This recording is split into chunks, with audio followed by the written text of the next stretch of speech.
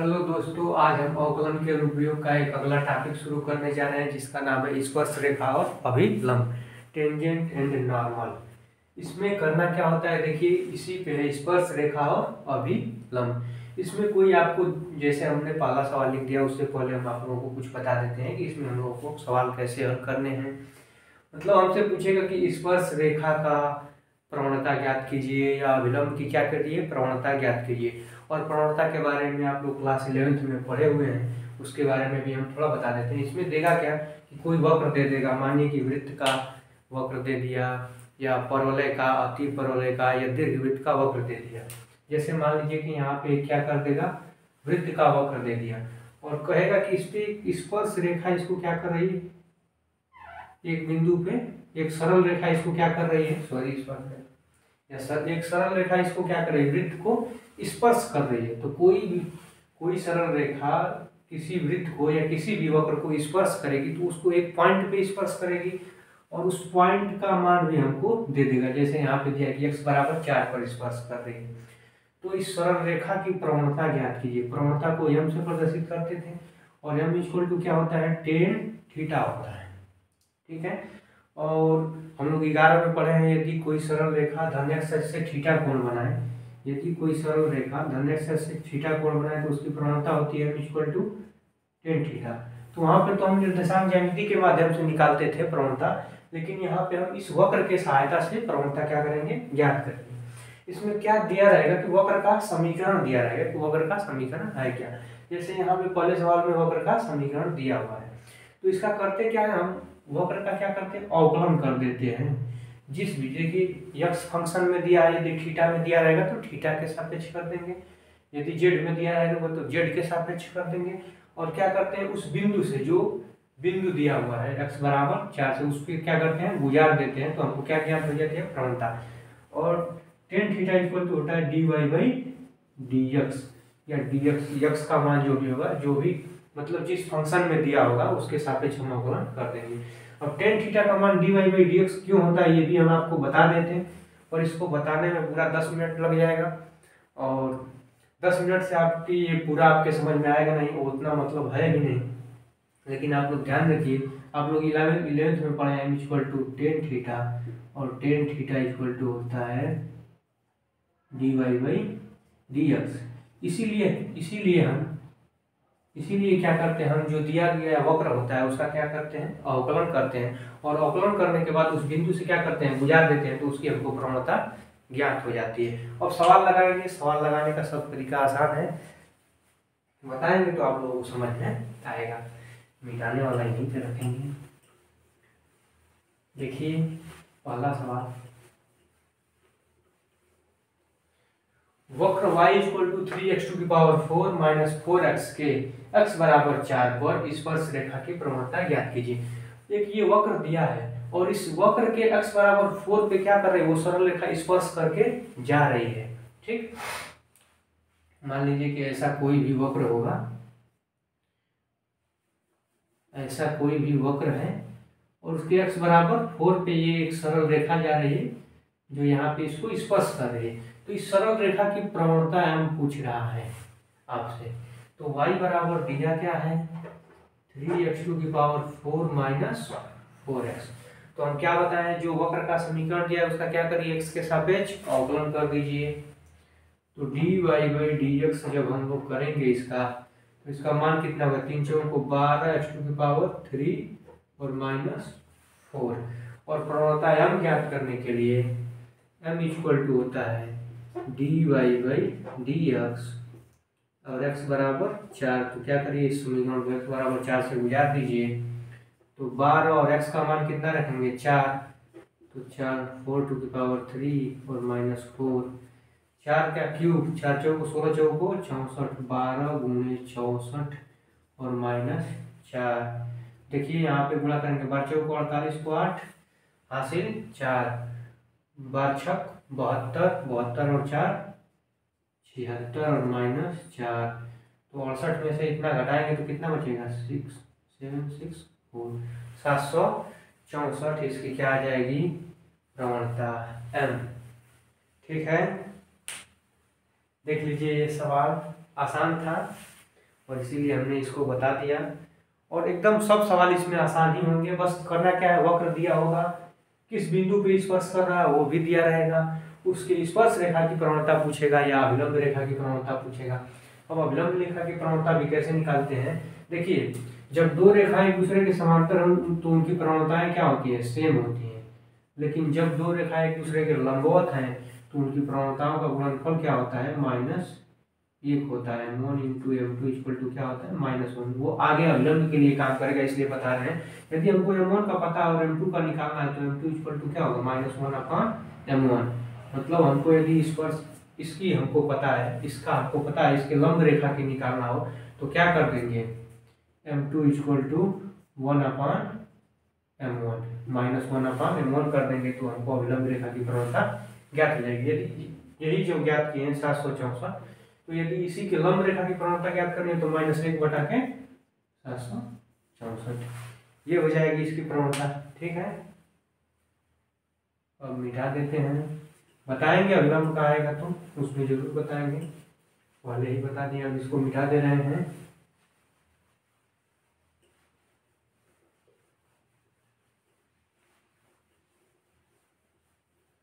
अब अगला सवाल है सवाल नंबर 4 दिखा दे रहे हैं आप लोगों को, 5वां बाद में बताएंगे, पहले 4 नीचे लिखे हैं। वक्र y = x⁴ - 3x + 2 की वक्र रेखा की प्रवणता x = 3 पर ज्ञात कीजिए। यही सवाल है, वक्र क्या दिया हुआ है देख लीजिए। सवाल नंबर 4 है एनसीईआरटी का, y = x⁴ - 3x + 2 किस पे, x = 3 पे। क्या करनी है, इसके वक्र रेखा की स्पर्श रेखा, वक्र रेखा क्यों बोले, स्पर्श रेखा की प्रवणता ज्ञात करनी है। तो देखिए क्या करेंगे, सिंपल x के सापेक्ष अवकलन कर देंगे तो 3x² हो जाएगा, इसका -3 हो जाएगा, इसका कितना हो जाएगा 0, तो dy/dx का मान कितना हो जाएगा 3x² - 3। और इसके स्पर्श रेखा की प्रवणता हमको ज्ञात करनी है, तो देख लीजिए प्रवणता m = dy/dx और x = 3 से क्या कर देंगे, इस समीकरण को गुजार देंगे तो इसकी प्रवणता हमको ज्ञात हो जाएगी। 3 × x का मान 3 है तो 3 का स्क्वायर -3, m बराबर होगा कितना, 3 × 9 हो जाएगा और -3 और 29 27 - 3, 27 में से 3 जाएगा तो कितना बचेगा, ये देख लीजिए 24। हाँ ठीक है 24, ये हो जाएगा इसकी प्रवणता।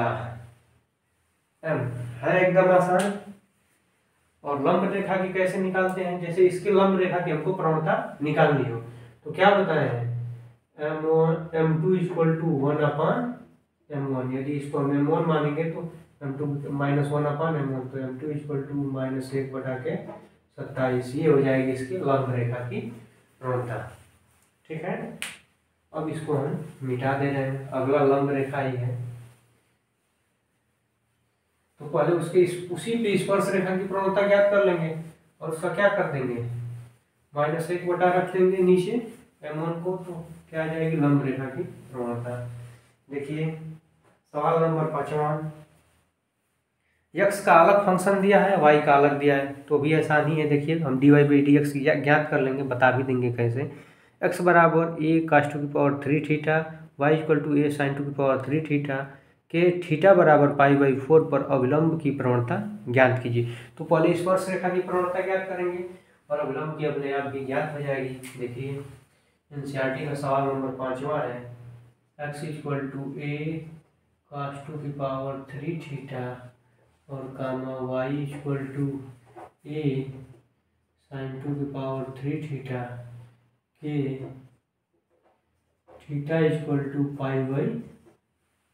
π/4 पे। हम सिंपल क्या बताएं, पहले dy/dx हम लोगों को ज्ञात करना है और जिस बिंदु पे क्या कर रहा है, स्पर्श कर रहा है, उस पे क्या करेंगे, स्पर्श रेखा की प्रवणता ज्ञात कर लेंगे और उसके लंबवत होती है अभिलंब रेखा की प्रवणता, तो वो भी हम लोग आसानी से ज्ञात कर लेंगे, बताए हैं अभी आप लोगों को पीछे। तो पहले क्या करिए, इसका थीटा के सापेक्ष अवकलन कीजिए। तो dx upon d theta this equal to, देखिए इसका करेंगे तो 3a cos स्क्वायर थीटा, और ये पूरा cos थीटा क्या है, त्रुटि है, तो अवकलन में आप लोग पढ़े हैं, तो cos थीटा का क्या हो जाएगा माइनस साइन थीटा। इसका करेंगे dy upon d theta this equal to होगा क्या, देख लीजिए 3a साइन स्क्वायर थीटा, और साइन स्क्वायर थीटा और साइन थीटा पूरा क्या है त्रुटि है, तो इसका करेंगे तो क्या हो जाएगा cos थीटा। तो dx अपान डी थीटा का मान कितना आएगा minus 3a cos square theta into sine theta, और dy अपान डी थीटा का मान कितना आएगा 3a sine square theta into cos theta. अब देखिए हमको dy बाई dx ज्ञात करना है, तो इसको ऊपर रखेंगे और क्या रखेंगे नीचे। तो देखिए dy upon d theta upon dx upon d theta.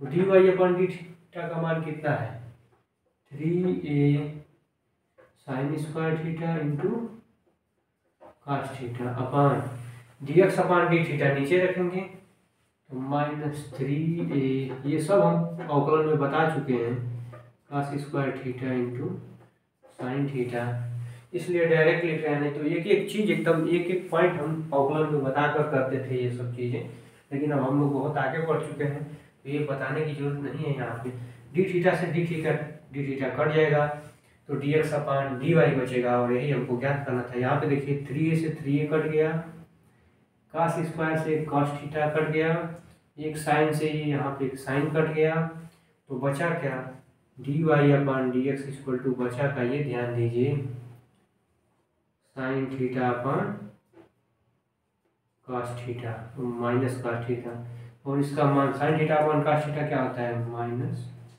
Tan theta, sine theta upon cos theta tan theta minus ये लग जाएगा। अब देखिए किस पे पाई बाई 4 पे हमको क्या ज्ञात करना है प्रवणता, यहाँ पे लिखते हैं नहीं लिखा होगा तो यहाँ पे देखिए m इक्वल टू हो जाएगा dy बाई dx, और प्रवणता ज्ञात करने के लिए जो दिया हुआ बिंदु है उससे क्या करेंगे हम गुजार देंगे, थीटा बराबर पाई बाई 4 से इसको क्या करेंगे गुजार देंगे। तो देखिए माइनस 10 पाई बाई 4, और 10 पाई बाई 4 का मतलब जानते हैं ना आप लोग, मतलब पाई का मान 180 और 4 भाग करेंगे 4 चौको 16, फिर 2 और 4 पचे 20 मतलब 45, और 10 45 का मान 1, इसलिए m बराबर कितना हो गया -1। और ये जो हम ज्ञात किए ये तो स्पर्श रेखा की प्रवणता हुई, और इसके अविलंब रेखा की प्रवणता, यदि आप इसको मानिए तो ये देखिए स्पर्श रेखा की प्रवणता m1 बराबर -1, इसलिए अविलंब रेखा की प्रवणता m2 equal to -1 upon m1, बताए हैं क्यों, क्योंकि m1 into m2 equal to -1, तो इसको इधर लेकर जाएंगे तो m2 इक्वल टू क्या हो जाएगा -1 अपान m1 होगा। तो देख लीजिए m2 बराबर क्या आएगा -1 अपान m1 का मान भी क्या है -1, माइनस से माइनस कट गया, m2 बराबर 1। अविलंब रेखा की प्रवणता कितनी आ गई 1, ये हो गया अविलंब रेखा की प्रवणता। अविलंब रेखा की प्रवणता में भी हम लोगों को स्पर्श रेखा की प्रवणता की सहायता से ही अविलंब रेखा की प्रवणता ज्ञात करेंगे। अब देखिए आगे क्या चीज देगा आप लोगों को, अब इसको हम मिटा दे रहे हैं, स्क्रीनशॉट लेना है तो ले लीजिएगा, अब मिटा रहे हैं। अब क्या पूछेगा आप लोगों से, वैसा ही वक्र होगा ठीक, और आप लोगों से समीकरण पूछ देगा, स्पर्श रेखा का समीकरण या विलंब का क्या करिए समीकरण ज्ञात करिए, जो शुरू में हम आप लोगों को समझाए हैं कि कहेगा कि ये एक वक्र है और इसको एक सरल रेखा स्पर्श करते हुए जा रही है इस पॉइंट पे, तो इस सरल रेखा की अब तक आपसे क्या पूछता था प्रवणता, अब क्या पूछेगा, इसका समीकरण ज्ञात कीजिए। इस सरल रेखा का क्या करिए, समीकरण ज्ञात कीजिए इस वक्र की सहायता से। ये वक्र या परवलय का हो या वृत्त का हो या दीर्घवृत्त का हो या अति परवलय का, जिसका भी वक्र होगा, जो भी समीकरण आपको उनको दिया रहेगा, और उससे क्या होगा, एक सरल रेखा स्पर्श करेगी। तो यदि स्पर्श करेगी तो स्पर्श रेखा का समीकरण और उसके अभिलंब रेखा का समीकरण भी आप लोगों से पूछेगा आगे सवाल में, और वही आप लोगों को सवाल हम दिखा रहे हैं। अब देखिए, एक यहाँ पे सवाल है, दिए गए वक्रों पर निर्दिष्ट बिंदु, थोड़ा नजदीक कर दें, लास्ट सवाल है ये। दिए गए वक्रों पर निर्दिष्ट बिंदुओं पर स्पर्श रेखा और अभिलंब रेखा के समीकरण ज्ञात कीजिए। और कैसे ज्ञात करना है, वही सब प्रवणता ज्ञात करनी पड़ेगी। और आप लोगों को बताएंगे एक चीज, आप लोग 11 में पढ़े होंगे, एक बिंदु से होकर जाने वाले रेखा का समीकरण, एक बिंदु x1, y1 से होकर जाने वाले सरल रेखा का समीकरण आप लोग क्लास 11th में पढ़े होंगे, y minus y1 equal to m into x minus x1। तो आप लोग m प्रवणता निकालना सीख गए हैं आप लोग, स्पर्श रेखा का हो या अभिलंब रेखा का, और ये पॉइंट दिया रहेगा आप लोगों को। तो क्या करेंगे, आप लोगों को एक बिंदु से होकर जाने वाली रेखा का समीकरण भी निकाल लेंगे। तो देखिए, प्रवणता निकालना जान रहे हैं, और बिंदु ये दिया रहेगा, और वक्र की सहायता से प्रवणता निकाल लेंगे, और उसके बाद हम लोग क्या कर लेंगे, समीकरण निकाल लेंगे। स्पर्श का हो या अभिलंब रेखा का समीकरण दोनों हम लोग निकाल लेंगे। देखिए, वक्र दिया हुआ है 14वां का, एनसीईआरटी का सवाल नंबर 14 है, और उसका पहला सवाल y equal to x to की पावर 4 माइनस 6 x टू की power 3 plus 13x square minus 10x plus 5 के बिंदु 0,5 पर स्पर्श रेखा का समीकरण और अभिलंब रेखा का हमको क्या करना है, समीकरण ज्ञात करना है। देख लीजिए क्या करना है। तो एक बिंदु से होकर जाने वाले, ये एक बिंदु है, ठीक है, तो उससे होकर जाने वाले रेखा का समीकरण होता है y minus y1 equal to m into x minus x1। यहाँ पे हमको y1 भी पता है और x1 भी पता है, ये x1 है और ये y1 है। हमको क्या नहीं पता है इसमें, m, और m का मान हम कैसे निकालेंगे, इसका अवकलन करने के बाद। तो देखिए, इसका अवकलन करेंगे हम x के सापेक्ष, तो dy by dx equal to होता है ये 4x टू की पावर 3 माइनस 6x टू की पावर 2, सॉरी ये 3 इधर आएगा तो 18 हो जाएगा, और प्लस 13 दुना के 26 x हो जाएगा। अवकलन करना आप लोग जानते होंगे, माइनस 10 और ये प्लस 0।